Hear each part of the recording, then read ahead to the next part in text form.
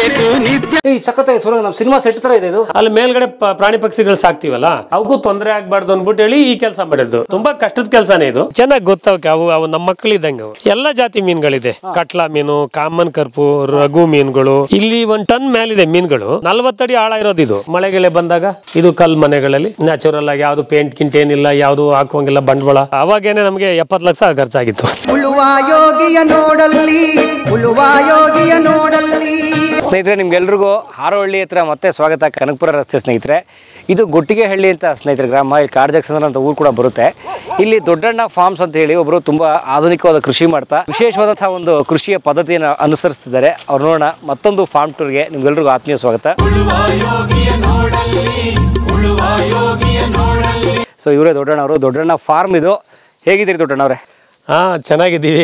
ರೈತರ ಕೆಲಸ ಮಾಡೋರೆಲ್ಲ ಚೆನ್ನಾಗೇ ಇರ್ತಾರೆ. ಹೇಳ್ಬೇಕಂದ್ರೆ ರೈತರು ಚೆನ್ನಾಗಿಲ್ಲ, ನಮ್ಗೆ ಬೆಳೆಗೆ ನಷ್ಟ ಆಯ್ತು, ಬೆಲೆ ಇಲ್ಲ, ಕಷ್ಟ ಇಲ್ಲ. ನಾವು ಅತಿ ಆಸೆ ಬಿದ್ದಾಗ ನಮ್ಗೆ ಜಾಸ್ತಿ ಬೇಕು ಅಂದಾಗ ನಮ್ಗೆ ಹಂಗೆ ಕಾಣುತ್ತೆ ಅಷ್ಟೇನೆ. ಬರೀ 1 ಎಕರೆ ಒಳಗಡೆ 1 ವರ್ಷಕ್ಕಾಗೋಷ್ಟು ಒಂದು ಕುಟುಂಬಕ್ಕೆ ದವಸ ಧಾನ್ಯಗಳು ಬೆಳ್ಕೋಬಹುದು. ಮಿಕ್ಕಿ ಟೈಮಲ್ಲೆಲ್ಲ ಕೆಲಸ ಮಾಡ್ಕೊಂಡು ಆಡೋ ಕುರಿಗಳು ಏನೋ ಮಾಡ್ಕೊಳ್ಳೋ ಮಾರ್ಗ ಮಸ್ತಾಗವೆ. 1 ಎಕರೆಯವರು 1/2 ಎಕರೆಯವರೆಲ್ಲ ಬದುಕಿರೋದನ್ನ ನೀವು ನಿಮ್ಮ ಯೂಟ್ಯೂಬ್ಗಳೆಲ್ಲ ನೋಡ್ತೀವಿ ನಾವು. ಅದ್ ಮಾಡೋ ರೀತಿಗೆ ಹೋಗ್ಬೇಕಷ್ಟೇನೆ. ಅದೊಂದು ಟ್ರೈನಿಂಗ್ ತರ ಮಾಡಿ ಮತ್ತೆ ಅದಕ್ಕೆ ತಾಳ್ಮೆಯಿಂದ ಮಾಡಿದಾಗ ಎಲ್ಲ ಸರಿ ಹೋಯ್ತದೆ. ನಮ್ಮೇಲೆ ತಾಳ್ಮೆ ಇಲ್ಲ. ನಮ್ಗೆ ನಮ್ಮ ತಲೆ ಎಲ್ಲೋ ಇರ್ತದೆ, ನಮ್ಗೆ ಇದ್ರಲ್ಲಿ ಏನು ಬರಲ್ಲ, ಇದ್ರಲ್ಲೇನು ಬರಲ್ಲ ಅನ್ನೋದು ಮಾಡೋದು. ಮತ್ತೆ ರಾಸಾಯನಿಕ ತಗೊಂಡೋಗಿ ಬಿಸಾಕ್ಬಿಟ್ಟು ನಾವ್ ಇನ್ನೆಲ್ಲೋ ಹೋಗೋದು. ಆಗ ಏನಾಯ್ತದೆ ಅಂದ್ರೆ ಬೆಳೆಗಳು ಸರಿಯಾಗಿ ಬರಲ್ಲ. ನಮಗೂ ಹೊಟ್ಟೆ ತುಂಬಾ ಊಟಕ್ಕೆ ಏನಕ್ಕೂ ಯಾವತ್ತೂ ಏನು ಬರ ಇಲ್ಲ. ಬರದ್ ಮಾತೇ ಇಲ್ಲ. ರೈತನಿಗೆ ಬರನೇ ಇಲ್ಲ. ಅದಕ್ಕೆ ನಾವು ರೈತರು ಯಾವಾಗೂ ಚೆನ್ನಾಗಿರ್ತೀವಿ, ಆರೋಗ್ಯದಲ್ಲಿ ಚೆನ್ನಾಗಿರ್ತೀವಿ, ಆದಷ್ಟು ನೆಮ್ಮದಿಲಿ ಪರವಾಗಿಲ್ಲ ಹೇಳ್ಬೇಕು ಅಂದ್ರೆ ಚೆನ್ನಾಗಿರ್ತೀವಿ. ಯಾವ ತಮ್ದು ಏನ್ ಹಿನ್ನೆಲೆ? ಹಿನ್ನೆಲೆ ಏನಿಲ್ಲ. ನಮ್ದು ರೈತರ ಕುಟುಂಬದಲ್ಲಿ ಹುಟ್ಟಿರೋ ನಾವು ರೈತರಾಗೆ ಹೋಗ್ತೀವಿ ಅಷ್ಟೇ. ನಾವು ಎಲ್ಲಾ ನೋಡಿದೀವಿ. ಇವಾಗ ನಾವೊಂದು ಈಗ ಸಿಟಿಲಿ ಹೋದ್ರೆ ಬರೇ ಒಂದು ರೋಡ್ ದಾಟಾಗಲ್ಲ ನೋಡಿ. ನಮ್ಮ ಭೂಮಿಲಿ ಎಲ್ಲ ನಾವು ಓಡಾಡಿ ಯಾವ ಭಯನೂ ಇರೋದಿಲ್ಲ. ಹಂಗೆ ನಾವು ಇನ್ಲಿಂದಾನು ಕೂಡ ರೈತರಲ್ಲಿ ಬಂದಿದ್ದೀವಿ. ಈಗೂ ರೈತರ ಕೆಲಸನೇ ಮಾಡ್ಕೊಂಡಿದ್ದೀವಿ. ಅದೇ ನಮ್ಮ ಮೇಲೆ ಹಿನ್ನೆಲೆ ಅಷ್ಟೇ. ಯಾವ ಊರು ತಮ್ದು? ನಮ್ದು ಫಸ್ಟ್ ಮುಡೇನಹಳ್ಳಿ ಅಂತ. ಇಲ್ಲಿಂದ ಒಂದು 6 ಕಿಲೋಮೀಟರ್ ಆಗ್ತದೆ. ಹಾರೋಹಳ್ಳಿ ಅಂತ ಒಂದು ಗೊತ್ತಲ್ಲ ನಿಮ್ಗೆ? ತಾಲೂಕು ಆಗ್ತದೆ. ಅದ್ರ ಪಕ್ಕ 1.5 ಕಿಲೋಮೀಟರ್ ಮೊದ್ಲಿಗೆ ಮುಡೇನಹಳ್ಳಿ. ಇಲ್ಲಿಗೆ ಬಂದು 36 ವರ್ಷ ಆಗಿದೆ. ಇದೇ ತೋಟಕ್ಕೆ ಇದೇ ಜಾಗಕ್ಕೆ ಬಂದು ಜಾಗಕ್ಕೆ. ಯಾಕೆ ಇಲ್ಲಿ ಬಂದ್ರಿ? ಅಂದ್ರೆ ನೀವು ಹುಟ್ಟಿದ ಊರು ಮುಡೇನಹಳ್ಳಿ. ಹೌದು. ಒಂದೊಂದು ಸಾರಿ ಒಬ್ಬೊಬ್ಬ ಮನುಷ್ಯನಿಗೆ ಒಂದೊಂದು ತಲೆಯಲ್ಲಿ ಇರ್ತದೆ. ಒಂದು ಏನೋ ಅಲ್ಲಿ ಅಂದರೆ ಒಂದು 3 ಎಕರೆ ಭೂಮಿ ಇತ್ತು. 3 ಎಕರೆ ಭೂಮಿ ಇರೋದು ನಮಗೆ ಸಾಲ್ಟೇಜ್ ಥರನೂ ಕಾಣ್ತಾ ಇತ್ತು. ಇಲ್ಲಿ ಭೂಮಿ ತಗೊಂಡ್ವಿ ಫಸ್ಟು. ಈ ಕಡೆ ಬಂದ್ವಿ. ಮತ್ತು ನಮಗೆ ಇದು ಒಂಥರ ತುಂಬ ಸ್ವತಂತ್ರವಾಗಿ ಏನೋ ಜನಗಳು ಅದು ಇದು ಯಾವುದೇ ಒಂದು ಗೋಜಿಲ್ದಿದ್ದಂಗೆ ಇರೋ ದೆಸೆಯಿಂದ ನಮಗೆ ತೃಪ್ತಿ ಆಯ್ತು. ಅವಾಗ ಕೆಲವರಿಗೆ ಜನ ಬೇಕು ಅಂತ ಇಷ್ಟಪಡ್ತಾರೆ. ತುಂಬ ಜನ ಇದ್ರೆ ಸಂತೋಷ. ಇಲ್ದ್ರೆ ನಾವೊಬ್ಬರೇ ಏನಪ್ಪ ಮಾಡೋಣ ಇಲ್ಲಿ ಮನೇಲಿ ಕೂತ್ಕೊಂಡು ಅನ್ನೋ ಥರದವರು ಕೆಲವರು ಇರ್ತಾರೆ. ನಮಗೆ ಒಂಟಿ ತಂದೆಯಲ್ಲಿ ತೃಪ್ತಿ ಕೊಟ್ಟಷ್ಟು ದೊಂಬಿ ಇದ್ದಾಗ ತೃಪ್ತಿ ಕೊಡೋದಿಲ್ಲ. ಆ ಥರ ತುಂಬ ಜನ ಊರಿರ್ಬೇಕು ಅಂತೆಲ್ಲ ಆ ಥರ ಏನಿಲ್ಲ. ಊರು ಹಿಂದೆ ಕಾಲದಲ್ಲಿ ಬೇಕಾಗಿತ್ತು ಅಷ್ಟೇ. ಊರು ಯಾಕೆ ಬೇಕಾಗಿತ್ತು ಅಂದರೆ ಅವಾಗ ಕಾಡು ಪ್ರಾಣಿಗಳು ಇರ್ತಾಯಿತ್ತು. ಹುಲಿಗಳು, ಸಿಂಹಗಳು ಮತ್ತು ಆನೆಗಳು ದಾಳಿಗೋಸ್ಕರ ಎದುರ್ಸೋಕ್ಕೆ ಊರಿರ್ಬೇಕಾಗಿತ್ತು. ಈಗ ಆ ಪೊಸಿಷನ್ ಇಲ್ಲ. ಎಲ್ಲ ಗುಡ್ಡೆಗೆ ಸೇರಿಸ್ಬಿಟ್ಟಿದ್ವಿ, ಕಾಡಿಗೆ ಅವನ್ನೆಲ್ಲ ಸೇರಿಸ್ಬಿಟ್ಟಿದ್ದೀವಿ. ಅದರ ದೇಶ ಅವರು ಫಾರೆಸ್ಟ್ನವರು ಸುತ್ತ ಎಲ್ಲ ಏನೋ ಬೇಲಿಗೆ ಪಾಲಿ ಹಾಕ್ಕೊಂಡು ಕರೆಂಟ್ ಬಿಟ್ಕೊಂಡು ಎಲ್ಲ ಬಂದೋಬಸ್ತ್ ಮಾಡ್ಕೊಂಡಾರೆ. ಇವಾಗೇನು ಒಬ್ಬ ಇದ್ರೂ ಕೂಡ ಏನು ಭಯ ಇಲ್ಲ. ಆದ್ರೆ ಮನುಷ್ಯ ಸಂಘಜೀವಿ ಅಲ್ವಾ? ನಾವು ಅನ್ಬೋದು ಅಷ್ಟೇನೆ ಸಂಘಜೀವಿ ಅಂತ. ಇವಾಗ ಒಂದೊಂದು ಪ್ರಾಣಿಗಳು ಕೂಡ ಸಂಘಜೀವಿಲಿ ಇರ್ತವೆ, ಏನಿಲ್ಲ ಅಂತ ಏನಿಲ್ಲ. ಮನುಷ್ಯನು ಕೂಡ ಸಂಘಜೀವಿ ಅಂತ ಅಂದ್ರೆ ಈಗ ಒಬ್ಬರು ಕೂಡ ಬದುಕುವಂಥದ್ದು ಅದೇ. ಈ ಪ್ರಾಣಿಗಳಲ್ಲೂ ಒಂದೇ ಬದುಕುವಂತನೂ ಅದೇ. ಮನುಷ್ಯ ಜೀವಿಲೂ ಕೂಡ ಒಬ್ಬ ಬದುಕುವಂತನೂ ಎರಡೂ ಇದೆ. ಸಂಘಜೀವಿನೂ ಹೌದು, ಅವರವರ ಇಷ್ಟದ ಪ್ರಕಾರವಾಗಿ. ಇಲ್ಲ ಅಂದ್ರೆ ಒಬ್ಬರನ್ನು ಕೂಡ ಇಬ್ರು ಕೂಡ ಇರುವಂಥದ್ದು ಇದೆ. ಏನು ಇದಿಲ್ಲ ಅದರಲ್ಲಿ. ತಾವೇನೋ ಓದಿದ್ದೀರಿ ಅನ್ಸುತ್ತೆ? ಅಯ್ಯೋ ಎಲ್ಲಿ ಅಲ್ಲೊಂದು ಸ್ವಲ್ಪ ನಮ್ದು ಏನಾವಾಗಲ್ಲಿ ಕಾಲದಲ್ಲಿ ಅಲ್ಪ ಸ್ವಲ್ಪ ಬರೆಯೋಂಗೆ ಇದು ಮಾಡ್ಕೊಳ್ಳೋ ಒಂದು ಸ್ವಲ್ಪ ಬುಕ್ಸ್ ಓದುವಂಗೆ ಅಷ್ಟು ಬಿಟ್ರೆ ಇನ್ನೇನು ನಮ್ದು ಓದೋದೇನಿಲ್ಲ. ಕಾಲೇಜು ಏನಿಲ್ಲ, ಅದೆಲ್ಲ ಏನಿಲ್ಲ. SLC ಅದು ಇಲ್ಲ. ಮತ್ತೆ ಯಾಕೆ ಈ ಥರದ್ದು? ಈಗ ನಿಮ್ಮನ್ನ ಒಬ್ಬ ಸಾವಯವ ಬೆಳೆಗಾರ ಅಥವಾ ಆರ್ಗ್ಯಾನಿಕ್ ಫಾರ್ಮರ್ ಅಂತಾರೆ. ನೀವು ತುಂಬಾ ಕಡೆ ಮಾತಾಡ್ತೀರಿ, ಸೋಷಿಯಲ್ ಮೀಡಿಯಾದಲ್ಲಿ ಬಂದು ಮಾತಾಡ್ತೀರಿ. ಇದೆಲ್ಲ ನಾಲೆಡ್ಜ್ ಎಲ್ಲಿ ಬಂತು ನಿಮ್ಗೆ? ಇಲ್ಲಿ ಅಲ್ಪ ಸ್ವಲ್ಪ ಅಕ್ಷರ ಜ್ಞಾನ ಅನ್ನೋದಿದೆಯಲ್ಲ, ಅದು ನಮಗೆ ನಂದು ಒಂದು ಸ್ವಲ್ಪ ಬದಲಾವಣೆ ಆಗ್ಬೇಕಂದ್ರೆ ರಜನೀಶ್, ಪೂನಾದಲ್ಲಿ ರಜನೀಶ್ ಓಶೋ ಅಂತ ಇದೆಯಲ್ಲ, ಅವ್ರ ಬುಕ್ಸಿಂದ ನನಗೆ ಏನೋ ಒಂದು ಬದಲಾವಣೆ. ಆ ಬುಕ್ಕಲ್ಲಿ ಓದ್ತಾ ಬುಕ್ಗಳಲ್ಲಿ ಹೋದಾಗ ಸತ್ಯಗಳು ಎಳಿಯಾಗಿ ತೆಗ್ದಿಟ್ಬಿಡ್ತಾರೆ. ಅವ್ರು ಯಾರನ್ನು ನೋಡಲ್ಲ, ಮಿನಿಸ್ಟರ್ ನೋಡಲ್ಲ, ರಾಜನ್ ನೋಡಲ್ಲ, ಇನ್ನೊಬ್ಬ ಮುಲ್ಲಾನ್ ನೋಡಲ್ಲ, ಯಾರನ್ನು ನೋಡಲ್ಲ, ಪಂಡಿತನ್ ನೋಡಲ್ಲ, ಪೂಜಾರಿ ನೋಡಲ್ಲ, ಯಾರು ನೋಡೋದಿಲ್ಲ. ಅಂತ ಎದೆಗುಂಡಿಗೆಯಿಂದ ಮಾತಾಡೋರು ಸತ್ಯಗಳನ್ನ. ಈಗ ಎಲ್ಲರೂ ಸತ್ಯಗಳನ್ನ ಮುಚ್ಕೊಂಡು ಮಾತಾಡ್ತಾರೆ, ಅವರು ಸತ್ಯಗಳನ್ನ ತೆರೆದು ಹಾಕಿರ್ತಾರೆ. ಅದರಿಂದ ಸ್ವಲ್ಪ ಅರಿವಾಗಿ ಇಂಥದ್ದೆಲ್ಲ ಮಾಡೋಕ್ಕೆ ಒಂದು ಸ್ವಲ್ಪ ಸಾಧ್ಯತೆನೂ ಕೂಡ ಆಯ್ತು. ಏನ್ ನಿಮ್ಮ ತೋಟದ ವಿಶೇಷ ಸರ್? ನಮ್ಮ ತೋಟದಲ್ಲಿ ಏನು ವಿಶೇಷ ಅಂದ್ರೆ, ನಮಗೆ ಮರ ಗಿಡಗಳು, ಈ ತರ ಮರ ಗಿಡಗಳು ಬೆಳಿಬೇಕು ನನಗೆ. ಮತ್ತೆ ಆರ್ಗ್ಯಾನಿಕ್ ಆಗಿ ಬೆಳಿಬೇಕು. ಆರ್ಗ್ಯಾನಿಕ್ ಅಂದ್ರೆ ವಿಷ ಮುಕ್ತವಾಗಿ, ರಾಸಾಯನಿಕ ಕ್ರಿಮಿನಾಶಕ ಈ ಪದಾರ್ಥಗಳು ನಮ್ಮ ತೋಟಕ್ಕೆ ಬರಂಗಿಲ್ಲ. ಭೂಮಿ ನಮ್ಮ ತಾಯಿ ಇದ್ದಂಗೆ. ನಮ್ಮ ತಾಯಿಗೆ ಏನಾದ್ರೂ ವಿಷ ಹಾಕಿದ್ರೆ ನಮ್ ಕುಡಿಯೋ ಹಾಲು ವಿಷ ಆಗ್ತದೆ. ಭೂಮಿ ತಾಯಿಗೆ ವಿಷ ಹಾಕೋದು ತಿರ್ಗಿ ಮತ್ತೆ ವಾಪಸ್ ನಮ್ಗೆ ಕೊಡ್ತದೆ. ಅದು ಹೇಳ್ತದೆ, ನೀನ್ ಹಾಕಪ್ಪ ವಿಷ, ಏನ್ ತೊಂದ್ರೆ ಇಲ್ಲ, ನಾನ್ ಸಹಿಸ್ಕೋತೀನಿ, ನಮ್ಮ ಮಕ್ಕಳು ತಾನೇ ನೀವು. ಆಮೇಲೆ ನೀವು ತಿನ್ಗ ಅದರಿಂದ ಬರ್ತದಲ್ಲ ಫಲ, ನೀವೇ ತಿಂತೀರಾ, ನೀವೇ ತಿಂದು ನಿಮ್ಗೆ ಕಷ್ಟ ತಗ್ಲಾಕೋತೀರಾ ಅಂತ ಆ ತಾಯಿ ಹೇಳ್ತದೆ ಹೊರತು ಬೇಡ ಅಂತ ಹೇಳಲ್ಲ. ವಿಷ ಹಾಕೋದು ಬೇಕಿಲ್ಲ ನಮಗೆ. ಬಂಗಾರದ ಬೆಳೆಗಳೇ ಬೆಳಿತೀವಿ ನಾವೆಲ್ಲಾನು. ಅದು ರಾಸಾಯನಿಕ ಮುಕ್ತ? ರಾಸಾಯನಿಕ ಮುಕ್ತವಾಗಿ ಭತ್ತ ಬೆಳಿತೀವಿ, ಭರ್ಜರಿ ಭತ್ತನೇ ಬೆಳಿತೀವಿ. ಭತ್ತದ ಟೈಮಲ್ಲಿ ನೀವು ಬರಬೇಕು. ನಾವೇನ್ ಮಾಡ್ತೀವಿ ಅಂದ್ರೆ, ಗದ್ದೆಗಳಿಗೆ ಒಂದು ಆಳದ ಮೇಲೆ ಸೆಣಬು ಉಳ್ಳಿ ಅಂತ ಚೆಲ್ಬಿಡ್ತೀವಿ. ಅದು ಚೆನ್ನಾಗಿ ಬೆಳೀತದೆ. ಒಂದು ಆಳದ ಮೇಲೆ ಬೆಳ್ತಿರ್ತದೆ ಸೆಣಬು ಮತ್ತೆ ಉಳ್ಳಿ, ಅಲಸಂದೆ ಇಂಥದ್ದೆಲ್ಲ ಇರ್ತದೆ. ಅದನ್ನ ನಾವು ಗದ್ದೆಗೆಲ್ಲ ಹಾಕಿ ಬೆಳೆಸ್ಬಿಡ್ತೀವಿ. ಬೆಳೆಸ್ಬಿಟ್ಟು ಪೈರೊಟ್ಲಾಗ್ತೀವಿ. ಜೂನ್ ಜುಲೈ ಟೈಮಲ್ಲಿ ಪೈರೊಟ್ಲಾಗ್ತೀವಿ. ಭತ್ತದ ಪೈರು, ನಾಟಿ ಭತ್ತ ನಮ್ಮದು. ಯಾವುದೇ ಭತ್ತ ಹಾಕಿದ್ರು ನಾಟಿನೇ. ಮುಂಡ್ಗ ಹಾಕ್ಬೋದು, ರತ್ನಚೂಡಿ ಹಾಕ್ಬೋದು, ರಾಜಮುಡಿ ಹಾಕಿರ್ಬೋದು, ಎಲ್ಲ ನಾಟಿ ಭತ್ತ ಹಾಕ್ತೀವಿ. ಫಸ್ಟು 5 ದಿನ ಆಯ್ತದೆ ನಾವು ಒಟ್ಲಾಕಿ. 5 ದಿನ ಆಯ್ತದೆ ಮೊದಲನೇದು. 5 ದಿನ ಆಗೋದಕ್ಕೆ ಇಲ್ಲಿಷ್ಟು ಒಂದು ಆಳು ಮೇಲೆ ಬೆಳೆದಿರ್ತದೆ ಸಣ್ಣ ಊರಲ್ಲಿ. ಅದನ್ನೆಲ್ಲಾನು ರೋಟ್ರಿ ಒಳಗೆ ಹೊಡೆದ್ಬಿಟ್ಟು ಏನು ಮಾಡ್ತೀವಿ, ನೀರು ತುಂಬಾಕ್ಬಿಟ್ಟು ಕಲ್ಸ್ಬಿಡ್ತೀವಿ. ಚೆನ್ನಾಗಿ ಮಣ್ಣು ಜೊತೆ ಕಲ್ಸ್ಬಿಡ್ತೀವಿ. 20 ದಿನ ಮಾಗ್ತದೆ. ಅದಕ್ಕೆ ಆಗ ಪೈರಿಗೆ 25 ದಿನ ಆಗಿರ್ತದೆ. ಅಷ್ಟೊತ್ತಿಗೆ 20 ದಿನ ಮಾಗಿ ಹೆಂಗಿರ್ತದೆ ಅಂದ್ರೆ, ಮೊಸರನ್ನ ನೀವು ಹೆಂಗ್ ನೋಡ್ತೀರಿ ನೋಡಿ, ಅನ್ನ ಮೊಸರು ಕಲ್ಸ್ಕೊಂಡಾಗ ಅಲ್ಲ ಬರೀ ಮೊಸರನ್ನ ಹೆಂಗ್ ಮೊಸರು ಬಟ್ಲಲ್ಲಿ ನೋಡ್ತೀರಿ ನೋಡಿ, ಆ ಮೊಸರು ತರ ಇರ್ತದೆ ಭೂಮಿ. ಸೇಮ್ ಮೊಸರೆ. ಅದಕ್ಕೆ ಎಲ್ಲ ಗಿಡ ಎಲ್ಲ ಇದಾಗ್ಬಿಟ್ಟು ಏನು ಒಳ್ಳೆ ಘಮ ಅಂತ ಇರ್ತದೆ. ನೊರೆ ಹಂಗೆ ನೊರ ಅಂತ ಇರ್ತದೆ. ಮಣ್ಣು ಆಗ ತಗೊಂಡೋಗಿ ನೀವು ಭತ್ತದ ಪೈರನ್ನ ಒಂದು 3 ಪೈರು 4 ಪೈರು ಒಂದೊಂದು ಇದಕ್ಕೆ ಒಂದು ಅಡಿಗೆ ಒಂದೋ ಇಲ್ಲ ಒಂದು ಸ್ವಲ್ಪ ಕಡಿಮೆ ಮಾಮೂಲು ಭತ್ತದ ಅಳತೆಗೆ ಹಾಕ್ಬಿಟ್ರೆ, ನೀವು 15 ದಿನದೊಳಗಡೆ ಯಾವ ರಾಸಾಯನಿಕ ಹಾಕ್ದನು ಕೂಡ ಆ ಬಣ್ಣ ಬರಲ್ಲ. ಅಷ್ಟು ಚೆನ್ನಾಗಿ ಬರ್ತದೆ ಪೈರು. ಲಾಸ್ಟ್ ನಾವು ಕುಯ್ಯಕ್ ಹೋಗೋದು ಅಷ್ಟೇ, ಅಲ್ಲಿ ಕುಯ್ಕೊಳಕ್ಕೆ. ಹೌದಾ? ಅಷ್ಟೇ ನಮ್ ಕೆಲಸ. ಏನು ನಮ್ ಕೆಲಸ ಇಲ್ಲ. ಆಮೇಲೆ ಒಂದ್ಸತಿ ಕಳೆನ ಬಂದ್ರೆ ನೀರ್ನ ಅಳತೆ ಮಡಗಿರ್ತೀವಿ. ಒಂದು ಅಕಸ್ಮಾತ್ 3 ಇಂಚ್ ನೀರು 2 ಇಂಚ್ ನೀರು ಇಟ್ಟಿರ್ತೀವಿ ಇಲ್ಲಿ ಗದ್ದೆಲಿ. ಅದೇನ ಕೆಳಗಡೆ ಸುಂಡೋಗ್ಬಿಟ್ಟು ಒಂದು 8 ದಿನ 15 ದಿನ ಆಗೋದು ಹೊಸ ಕಳೆ ಉಡ್ಬಿಡ್ತದೆ. ಆ ಕಳೆಗೆ ನಾವೇನ್ ಮಾಡ್ತೀವಿ ಅಂದ್ರೆ ಒಂದ್ ಸ್ವಲ್ಪ ಕೈ ಆಡೋದು, ಕಾಲಾಡೋದು ಅಂತಾರದು. ನೀರ್ ಜಾಗದಲ್ಲಿ ಹುಟ್ಟಿರಲ್ಲ, ನೀರಿಲ್ದ ಜಾಗದಲ್ಲಿ ಹುಟ್ಟಿರ್ತದೆ, ಕಾಲಾಡ್ತದೆ. ಒಂದಿನ 1-2 ದಿನ ಕೆಲಸ ಮಾಡ್ತೀವಿ ಅಷ್ಟೇ. ತಿರ್ಗಿನ ಕುಯ್ಯುವಾಗ ಹೋಗೋದು ಬಿಟ್ರೆ ಇನ್ನೇನು ಕೆಲಸನೇ ಇಲ್ಲ. ಅದಕ್ಕೆ ನೆಕ್ಸ್ಟ್ ಭತ್ತ ಕುಯ್ಕೊಳಕ್ಕೆ ಹೋಗೋದು. ಅಲ್ಲಿವರೆಗೂ ನಾವು ಹೋಗೋದೇ ಇಲ್ಲ, ತೆವರಿ ಮೇಲೆ ಓಡಾಡ್ತೀವಿ ಅಷ್ಟೇನೆ. ಮತ್ತೆ ಭತ್ತದ ಗದ್ದೆ ಮಾಡಿದವ್ರು ಯಾವಾಗಲೂ ಕಾಯ್ತಿರ್ತಾರ ಅದನ್ನ. ಯಾವ ಕೆಲಸ ನೋಡಿ, ರೈತ ಹೇಳ್ತಾನೆ ನಮ್ ಕೈಲಿ ಆಗಲ್ಲ ಅಂತ. ತುಂಬಾ ಈಸಿ ಆದ ಕೆಲಸ ರೈತನ ಕೆಲಸನೇ. ಹೆಂಗೆ ಹೇಳ್ತೀನಿ ಕೇಳಿ.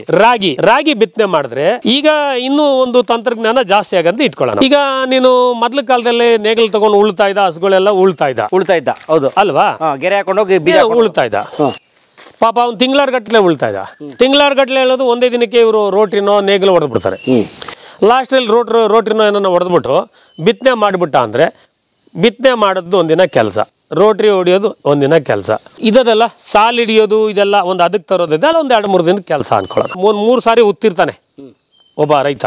3 ದಿನ ಮತ್ತೆ ಉಳ್ಮೆಗೆ ಒಂದು 3 ದಿನ, ರೋಟ್ರಿಗೆ 1 ದಿನ, ಒಂದು 4 ದಿನ ಅದಕ್ಕೆ ಹಾಕೊಳ್ಳಿ. ಇದು ಬಿತ್ತನೆದು ಒಂದಿನ, ಒಂದೇ ದಿನಕ್ಕೆ ಬಿತ್ತೋದು. ಯಾರೇ ಇದ್ರು ಒಂದೇ ದಿನಕ್ಕೆ ಬಿತ್ತು ಬಿಡ್ತಾನೆ. ತಿರ್ಗಿ ಕುಂಟೆ ಹೊಡೆಯೋದಿದೆ. ಏನು ಕುಂಟೆ ಹೊಡೆಯೋದು? ಯಾವುದೋ ಸಾಲ ಎಡೆ ಒಳಗಡೆ ಚಿಕ್ಕ ಪೈರಿದ್ದಾಗ ಹುಲ್ಲು ಕಳೆಗಳು ಹುಡ್ತದೆ. ಇಲ್ಲ ಅದೇ ಬೆಳೆದು ಬಿಟ್ರೆ ಬೆಳೆ ಬರೋದಿಲ್ಲ. ಅದಕ್ಕೊಂದು 3-4 ದಿನ ಕುಂಟೆ ಕೆಲಸ ಇರ್ತದೆ. ಅದು ಬಿಟ್ರೆ ಇವ್ರು ರಾಸಾಯನಿಕ ಹಾಕೋದು ಬಿಟ್ರೆ ಇನ್ಯಾವುದು ಕೆಲಸ ಇರಲ್ಲ ಅಲ್ಲಿ. ಕಳೆ ತೆಗೆಯೋದು ಬಿಟ್ರೆ ತಿರ್ಗಿನ ಕುಯ್ಲಿಗೆ ಕೆಲಸ ಇರೋದು. ಅಲ್ಲಿವರೆಗೂ ನಾವು ಬೇರೆ ಕೆಲಸ ಮಾಡ್ಕೋತಾ ಇರ್ತೀವಿ. ಎಷ್ಟು ದಿನ ಬೇಕು ರಾಗಿ ಬರಕ್ಕೆ? ರಾಗಿ ಬರಕ್ಕೆ 3.5 4 ತಿಂಗಳು. 4 ತಿಂಗಳು ಮಡಿಕೊಳ್ಳಿ ಅಂದ್ರೆ 120 ದಿನ. 120 ದಿನದಲ್ಲಿ ನಾವು 20 ದಿನದ ಕೆಲಸನೇ ನಾವು ಕೆಲಸ ಮಾಡೋದು ಅಷ್ಟೇನೆ. ಈ 100 ದಿನ ಫ್ರೀ ಇರುತ್ತೆ. 100 ದಿನ ಫ್ರೀ ಇರುತ್ತೆ.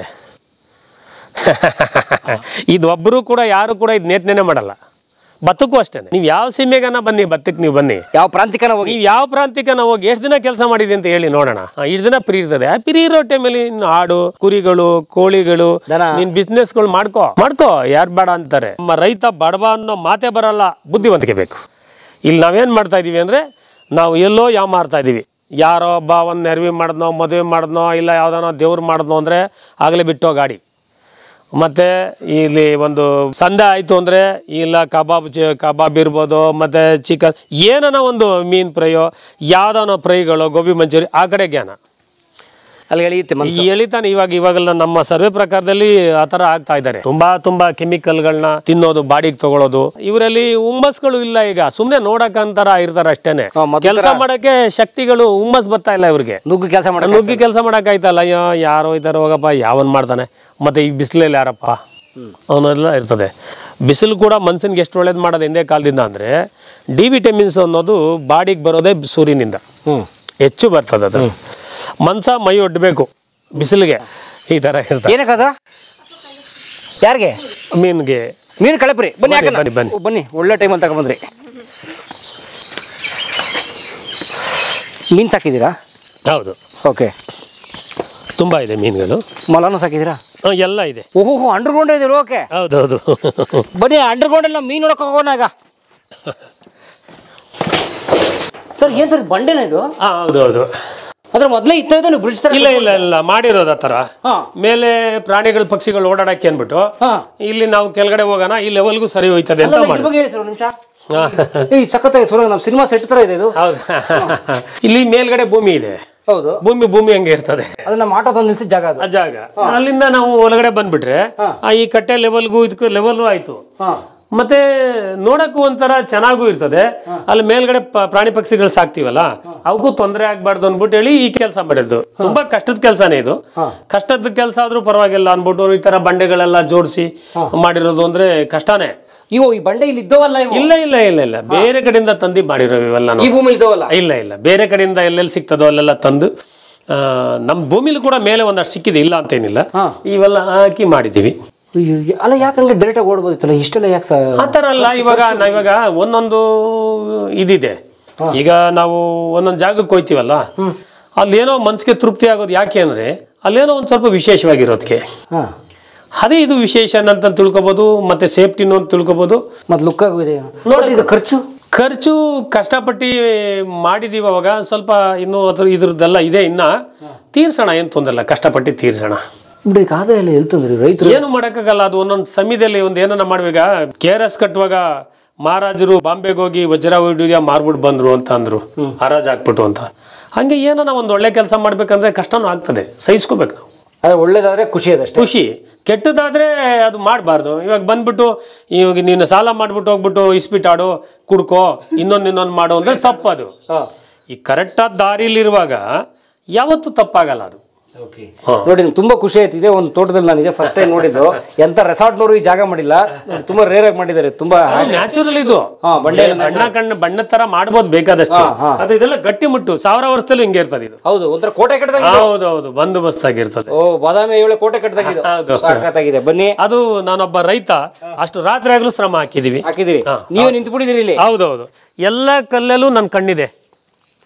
ಇಲ್ಲಿ ಯಾವ ಕಲ್ಲಲ್ಲೂ ಕೂಡ ನಾನು ಕಣ್ಣು ನೋಡಿಲ್ಲ ಅನ್ನೋದಿಲ್ಲ. ನೀವು ನೋಡಿದಿರಿ ಖುದ್ದು ಎಲ್ಲಿ ನಿಂತ್ಕೊಂಡು ಅಲ್ಲಿ ನಾನು ಕೆಲಸ ಮಾಡುವಾಗ ನಾನು ಸಪೋರ್ಟ್ ಮಾಡಿ ಪ್ರತಿ ಒಂದು ಕಲ್ಲೂ ಕೂಡ ನಾನು ಅದನ್ನ ಕಣ್ಣು ನೋಡಿ ಈಗ ಇಡಬೇಕು, ಈ ಥರ ಇಡಬೇಕು ಅಂತ ಹೇಳಿರೋದು ಪ್ರತಿಯೊಂದು ಕಲ್ಲಲ್ಲೂ ಒಂದಿನೂ ಮಿಸ್ ಆಗಿಲ್ಲ. ಓ, ನಿಮ್ದೇ ಪ್ಲಾನಿಂಗು? ಹೌದು, ಯಾವ ಇಂಜಿನಿಯರು ಯಾವುದೇನಿಲ್ಲ, ಆರ್ಕಿಟೆಕ್ಟ್ಸ್, ಇಂಜಿನಿಯರ್ ಯಾವುದೇ ಇಲ್ಲ. ಬನ್ನಿ, ಇದು ಮೀನುಗಳು.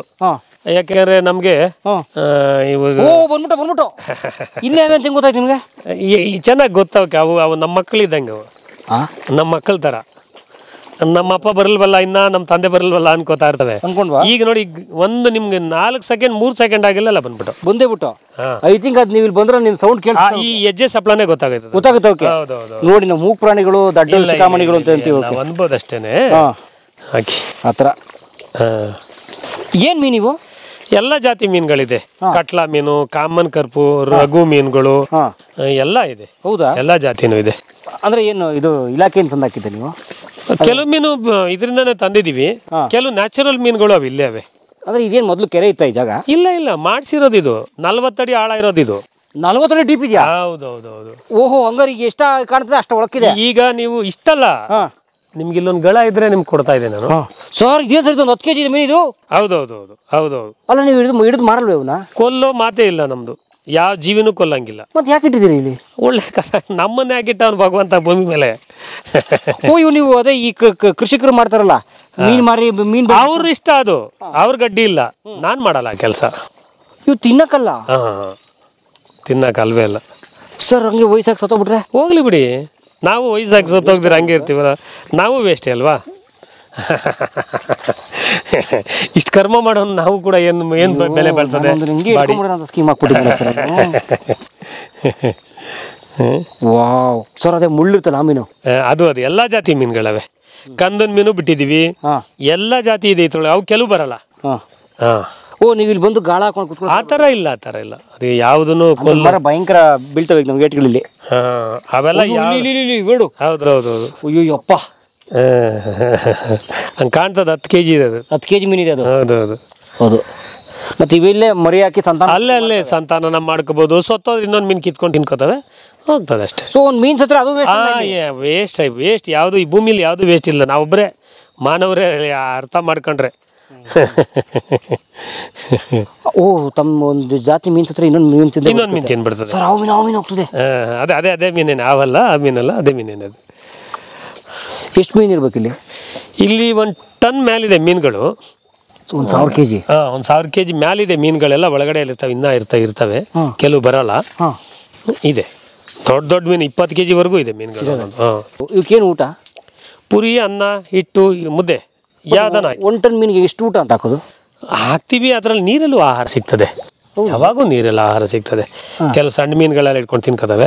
ಆ ಸಣ್ಣ ಮೀನು ಉತ್ಪಾದನೆ ಆಯ್ತಾನೆ ಇರ್ತವೆ, ಇವು ತಿನ್ಕೋತಾನೆ ಇರ್ತವೆ. ಅಲ್ಲೂ ಇವಾಗ ಸಮುದ್ರಕ್ಕೆ ಯಾರನ್ನ ಊಟ ಹಾಕ್ತಾರ? ಸಮುದ್ರಕ್ಕೆ ಹಾಕ್ತಾರ ಊಟನ. ಎಷ್ಟು 1000 ಟನ್ನು ಒಂದಿನಕ್ಕೆ ಎಳಿತಾವ್ರೆ ಭೂಮಂಡಲದಲ್ಲಿ. ಎಲ್ಲ ಜನ ಸೇರಿದ್ರೆ ಎಷ್ಟು 1000 ಟನ್ ಒಂದಿನಕ್ಕೆ ಎಳ್ದು ಆಗ್ತಾನೆ ಅವ್ರೆ. ತಿರ್ಗಿ ಮತ್ತೆ ಬತ್ತಾನೆ ಇರ್ತದಲ್ಲ, ಹಂಗೆ ಅಷ್ಟೇ. ನೋಡಿದ್ದು ಅಯ್ಯೋಪ್ಪ, ಅದೇ 25 kg ಇದೆ ಅದು. ದೊಡ್ಡ ಮೀನುಗಳಲ್ಲವೆ ಸರ್. ನಾನು ಇದನ್ನ ನೀವು ಕೃಷಿ ಹೊಂಡ ಮಾಡಿರ್ತಾರಲ್ಲ? ಇಲ್ಲ ನಾವಿಲ್ಲ. ಬೇರೆಯವ್ರು ಮಾಡೋರ್ಗೆ ನಾವು ಬೇಡ ಅನ್ನಲ್ಲ, ಅವ್ರ ಇಷ್ಟ ಅದು. ನಮ್ಗೇನೋ ಗೊತ್ತಾಗಿದೆ ಕೊಲ್ಲೋದು ಬೇಡ ಅಂತ ನಮ್ಮ ಇಷ್ಟ ಅದು, ಅವ್ರ ಇಷ್ಟ ಅವ್ರದ್ದು. ಆದ್ರೆ ಏನಿದೆ ನಿಮ್ಮ ಬೋರ್ವೆಲ್ ಮಾಡ್ಕೊಂಡಿದ್ದ ನೀರಿದು ಅಥವಾ? ಇಲ್ಲ, ನಂದು ಲೆಕ್ಕಾಚಾರ ಹೇಳ್ತೀನಿ ನಿಮ್ಗೆ. ಇಷ್ಟು ಆಳವಾಗಿ ಮಾಡಕ್ಕೆ ಕಾರಣ ಏನಪ್ಪಾ ಅಂದ್ರೆ, ಮೊದಲನೇ ಪಾಯಿಂಟೇ ಜಲಚರ ಉಳಿಸ್ಬೇಕು ಅಂತ ನಂದು. ಏನು ಮೀನುಗಳು. ಯಾಕೆಂದ್ರೆ ನಾಡ ಜಲಚರಗಳು ಅಂತವೆ ಇದ್ರಲ್ಲವೆ. ಯಾವ್ಯಾವುದೋ ನಮ್ಗೆ ಗೊತ್ತಾ ಜಾತಿಗಳು. ಸಸಲಂತೆ, ಪಿಟ್ಟೆ ಮೀನಂತೆ, ಮತ್ತೆ ಆವತಿ ಮೀನಂತೆ, ಏನೇನೋ ಜಾತಿ ಮೀನುಗಳವೆ. ಆ ಮೀನುಗಳೆಲ್ಲ ಇಲ್ಲಿ ಒಳಗಡೆ ಅವೆ ಇವಾಗ. ಏಡಿಗಳಿಂದ ಹಿಡ್ದು, ಸೀಗಡಿಯಿಂದ ಹಿಡ್ದು, ಮಳ್ಳಿಕೂನಿ ಏನೇನೋ ಇರ್ತವೆ ಇದರಲ್ಲಿ. ಈ ನಾಡ ಜಲಚರಗಳು ಅಂತ ಹಿಂದೆ ಇತ್ತು. ನಾಡ ಜಲಚರಗಳು ಅಂದ್ರೆ ಹಳ್ಳ ಕೊಳ್ಳದಲ್ಲಿ ಬದುಕುವಂಥ ಮೀನುಗಳಿದ್ದು. ಅವೆಲ್ಲ ಸಂಪೂರ್ಣ ನಾಶ ಆಗ್ಬಿಟ್ಟವೆ ಇವಾಗ. ಯಾಕೆಂದ್ರೆ 1 ವರ್ಷ ಮಳೆ ಹೋದ್ರೆ ಅಕಸ್ಮಾತ್ 2-3 ವರ್ಷದಿಂದ ಹೋಯ್ತದ ಮಳೆ. ಅದಕ್ಕೆ ಮುಂಚೆ ನೋಡಿದ್ರೆ ಬರ ಬರ್ತದಲ್ಲ, ಅಂತ ಬರೋ ಟೈಮಲ್ಲಿ ಹಳ್ಳ ಕೊಳ್ಳ ಸುಂಡೋಯ್ತವೆ. ಹೌದು, ಸುಂಡೋದ್ರೆ ಹೋಯ್ತು, ಜೀವ ಹೋಯ್ತು. ಏನೋ ಕಾಗೆಗಳು ಅವು ಇವು ಮತ್ತೆ ಇವೆಲ್ಲ ಕೊಕ್ರೆಗಳೇನೋ ತಿನ್ಕೋತಾವೆ ಅನ್ಕೊಳ್ಳಿ. ಇಂಥವನ್ನ ಉಳಿಸ್ಬೇಕು ಅಂದ್ಬಿಟ್ಟು ಅಕಸ್ಮಾತ್ 1 ವರ್ಷ ಮಳೆ ಇಲ್ಲದೆ ಹೋದ್ರು ಕೂಡ ನಾಡ ಜಲಚರಗಳು ಉಳಿಲಿ ಅಂದ್ಬಿಟ್ಟು ಇದು 40 ಅಡಿ ಆಳದವರೆಗೂ ಕೊರೆದಿದ್ದೀವಿ ನಾವು ಇದನ್ನ. ಇದು ಬಂಡೆನ ಮೊದಲು? ಅಲ್ಲ, ಬಂಡೆ ಅಲ್ಲ, ಅದು ಮಣ್ಣು ಕೊರೆದು ಎಲ್ಲಿ ಅಗ್ಗು ತಗ್ಗಿತ್ತು ಭೂಮಿಗಳೆಲ್ಲ ಲೆವೆಲ್ ಮಾಡಿಕೊಂಡು, ಮತ್ತೆ ಇದರಲ್ಲಿ 2 ವರ್ಷ ಮಳೆ ಇಲ್ದರೂ ಕೂಡ ನೀರು ಇನ್ನೊಂದು 10 ಅಡಿ ಕಡಿಮೆ ಆಯ್ತದೆ ಅಷ್ಟೇ. ಇದರಲ್ಲಿ 2 ವರ್ಷ ಮಳೆ ಇಲ್ಲ ಅಂದ್ರು ಒಂದು 10 ಅಡಿ ಕಡಿಮೆ ಆಯ್ತದೆ. ನಾವು ಹೊಡಿತಾನೆ ಇರ್ತೀವಲ್ಲ ನೋಡಿ, ಸೋಲಾರ್ ಅಲ್ಲಿದೆ, ಇಲ್ಲೊಂದು ಮೋಟ್ರ್ ಇದೆ. ನೀರು ಹೊಡ್ಕೋತೀರಿ ತೋಟಕ್ಕೆ? ನೀರು ಹೊಡಿ ಖಾಲಿ ಮಾಡ್ತಾನೆ ಇರ್ತೀವಿ ತೋಟಕ್ಕೆ. ಓಕೆ, ಸೋಲಾರ್ ಮೋಟ್ರ್ ಹಾಕೊಂಡು? ಹೌದೌದು. ಓಕೆ, ಆದ್ರೂ ಕೂಡ ಖಾಲಿ ಆಗಲ್ಲ, ಅಷ್ಟು ನೀರು ಇರ್ತದೆ ಇದರಲ್ಲಿ. 40 ಅಡಿ ಹಿಂಗೆ JCB ಹೊಡೆದ ಇಟಾಚಿಗಳು ಎಲ್ಲ ಕೆಲಸ ಮಾಡಿದೀವಿ ತಿಂಗಳಾರ್ಗಟ್ಲೆ. ಬನ್ನಿ ಸರ್, ಇದೆಲ್ಲ ನೀವು ಕಲ್ಲು ಬೇರೆ ಕಡೆ ನೋಡಿ ಎಲ್ಲ. ಹೌದೌದು. ಇದೆಲ್ಲ ಯಾವ್ದು ಕಸ್ತೋಗ್ಬಾರ್ದಲ್ಲ, ಬೇಗ ಮುಚ್ಕೋಬಾರ್ದಲ್ಲ ಕಟ್ಟೆ. ಈ ದೃಷ್ಟಿಕೋನದಲ್ಲಿ ಓಕೆ.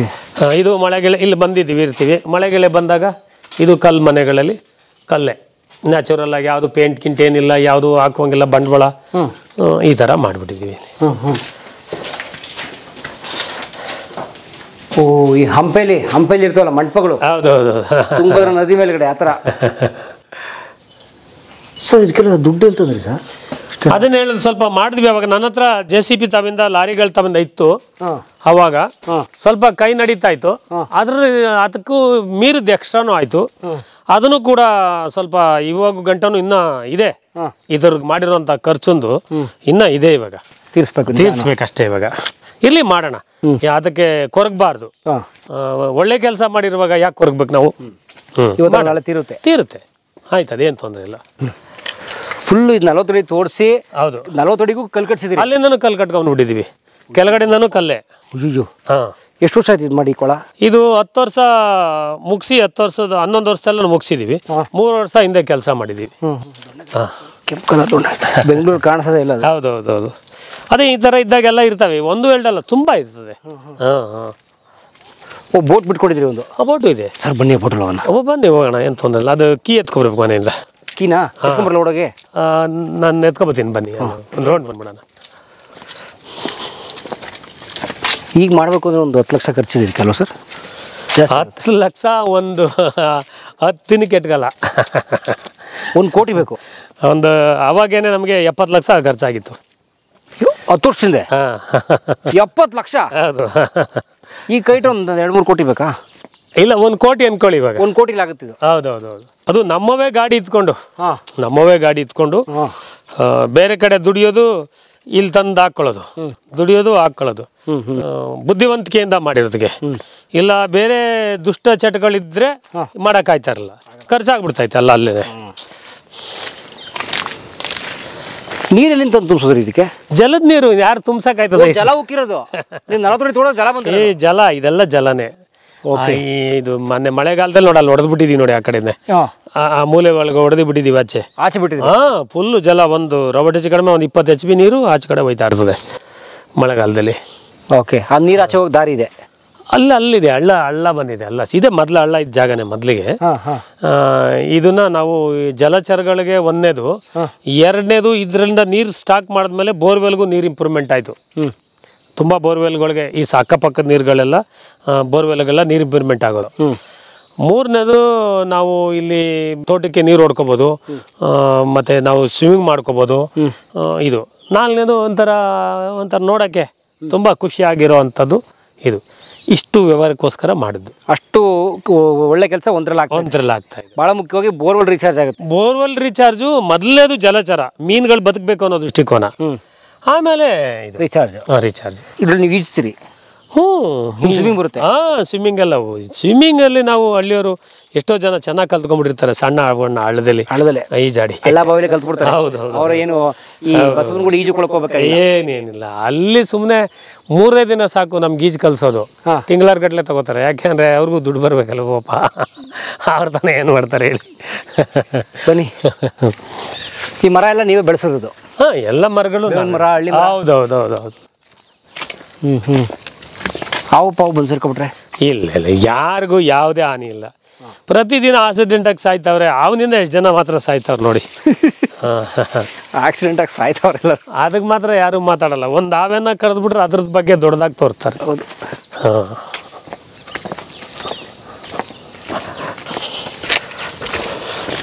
ಏನೇನು ಬೆಳೆ ಇದೆ ನಿಮ್ಮ ತೋಟದಲ್ಲಿ? ನಮ್ಮ ತೋಟದಲ್ಲಿ ಹಣ್ಣಿನ ಗಿಡಗಳು ಒಂದು 70 ಜಾತಿ ಹಣ್ಣು ಗಿಡಗಳವೆ.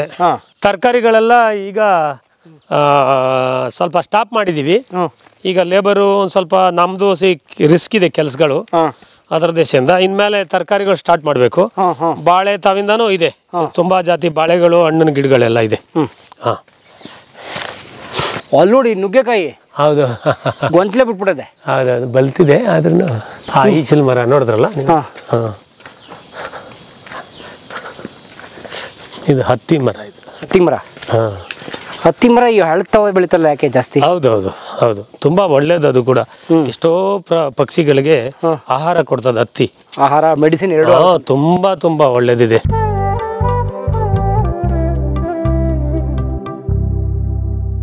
ಕಲಾ ಮಾಧ್ಯಮದ ಎಲ್ಲಾ ಎಪಿಸೋಡುಗಳು ನಿಮಗೆ ಸಿಗಬೇಕು ಅಂತಂದ್ರೆ ಕಲಾ ಮಾಧ್ಯಮ ಯೂಟ್ಯೂಬ್ ಚಾನೆಲ್ನ ಸಬ್ಸ್ಕ್ರೈಬ್ ಮಾಡಿ, ಬೆಲ್ ಐಕಾನ್ನ ಕ್ಲಿಕ್ ಮಾಡಿ, ತಪ್ಪದೇ ಮಾಡಿ. ಈ ವಿಡಿಯೋ ನೋಡಿದ್ದಕ್ಕೆ ನಿಮಗೆ ತುಂಬಾ ಧನ್ಯವಾದಗಳು. ಪುಸ್ತಕಗಳನ್ನ ಓದು ಮನಸ್ಸನ್ನ ಅರಳಿಸುತ್ತೆ, ಬುದ್ಧಿಯನ್ನು ಚುರುಕು ಮಾಡುತ್ತೆ, ಕಾಣದ ಹೊಸ ಲೋಕವನ್ನು ಪರಿಚಯಿಸುತ್ತೆ. ಹಾಗಾಗಿ ಓದುವ ಸಂಸ್ಕೃತಿ ಹೆಚ್ಚಾಗ್ಲಿ. ಧನ್ಯವಾದ.